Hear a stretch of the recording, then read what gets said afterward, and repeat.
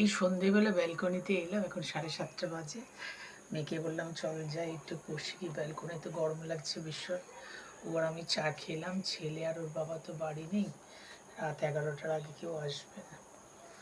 তাই তোমাদের কাছে আবার চলে এলাম। অভ্যেস হয়ে গেছে তো ভিডিও করা, তোমাদের ভালোবাসা, তোমাদের ওপর সব কিছুর জন্যই চলে এলাম ভিডিও করতে। কোনো সাজগোজ নেই, যখন যেভাবে থাকি আমি ড্রেসে সেভাবেই ভিডিও করি।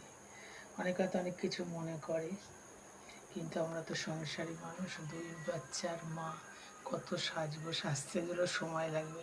সেই সময়টা সাজার থেকে ভাবি যে কাজ করে নিই, এটা ওটা একটা পর একটা। তোমরা তো জানোই যারা মায়েরা, যে কাজ সব সময় থাকে।